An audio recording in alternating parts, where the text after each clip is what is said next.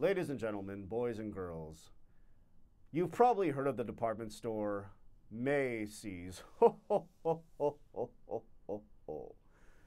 And furthermore, you've probably visited or at least heard of the Santaland attraction at Macy's.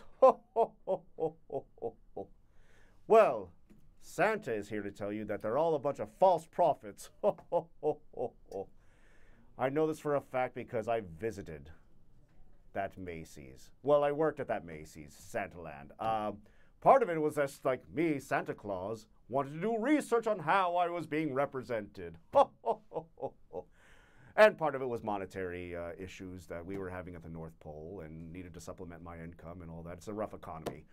Anyways, I bring this up for a specific reason.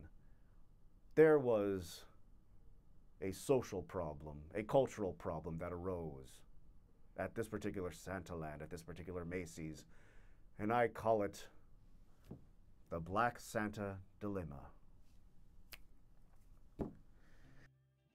As you know, Santa is often depicted as a jolly, cherubic, rosy-cheeked white man.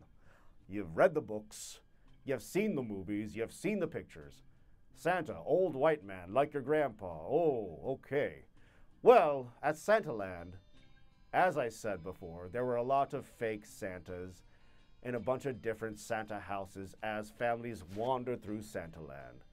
So because there were so many people wanting to see Santa Claus, they had to employ a bunch of Santas. And not all of the Santas were white. One of the Santa Clauses was black.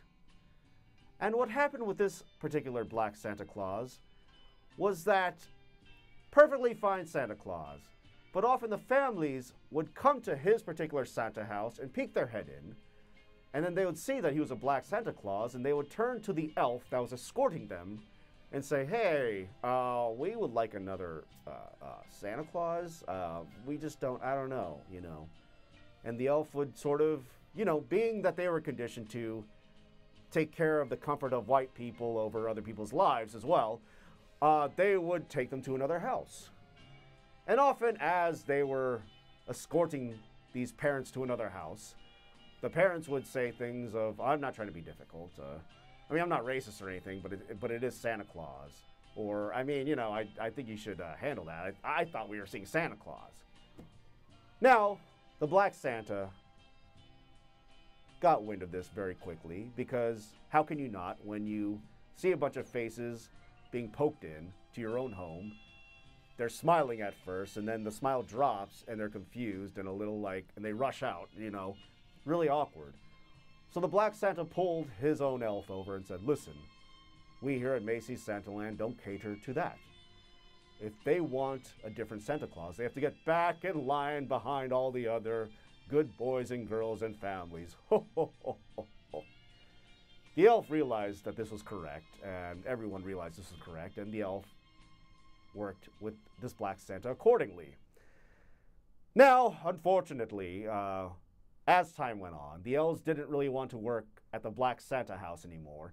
Not because of Black Santa, he was a perfectly great Santa Claus, but they just couldn't stand dealing with that interaction, that awkward moment when parents would come up to the Santa house and have a big problem, and they would have to deal with this difficulty. It was just always unpleasant.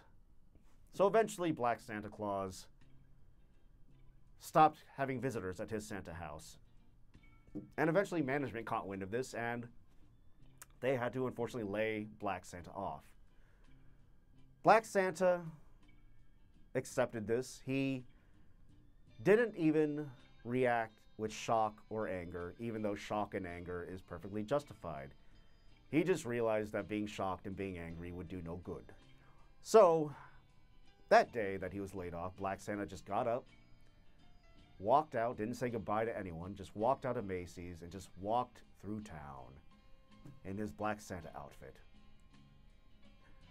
Some people looked at him with suspicion of like, what is this guy up to?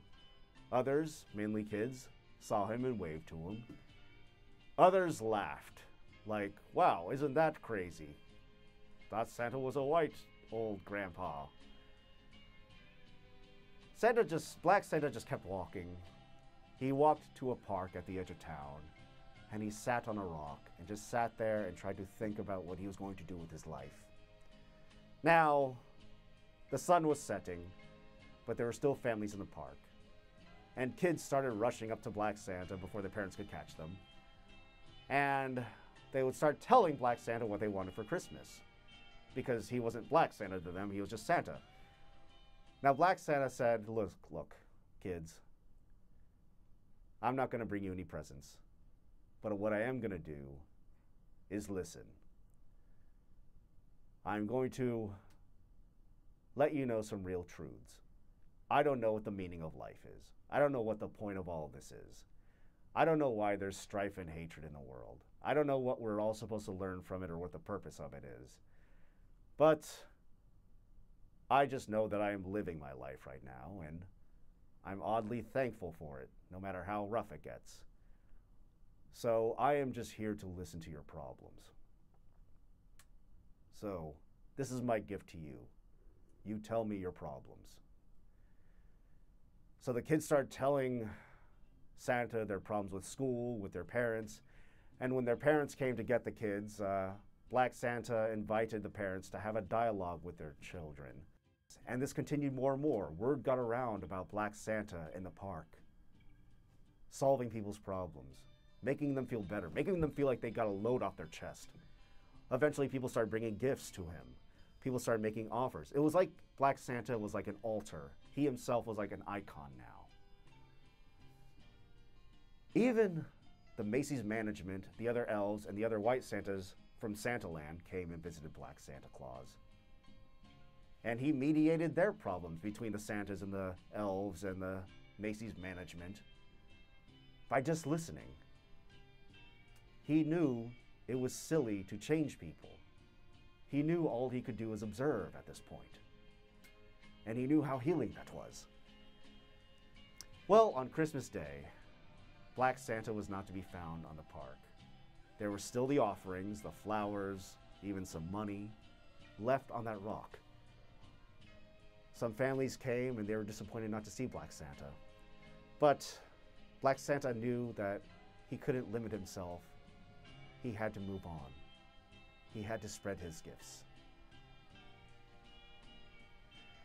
So, ladies and gentlemen, Black Santa is out there visiting home to home after White Santa leaves.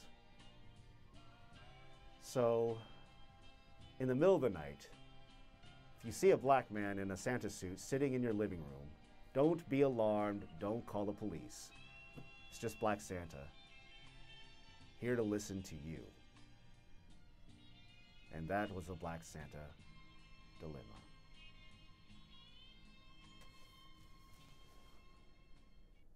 This has been the special Christmas episode of You People. Ho, ho, ho, ho, ho. I hope you guys give Roy Koshy a good report card whenever you see him next time. Ho, ho, ho, ho, ho. And if you want to reach me, Santa Claus, you can write me a letter and address it to the North Pole. Ho, ho, ho, ho, ho, ho, ho. But to be honest, I may not read that letter. Because you know why? Because you know what? I'm not Santa Claus. It's been me, Roy Koshy, the whole time. Ha ha! I fooled you. I fooled you all. Yeah! Yeah! Woo! Yeah, that's right. You've been fooled. You're going to go home for Christmas, and you're going to have to say to your family, I'm a fool. I was fooled by Roy Koshy. I thought he was Santa Claus. Woo! Wow! Ouch! Gotta hurt to be you right now. You thought Santa Claus was just hanging out on public access, didn't you? I don't even know Santa Claus.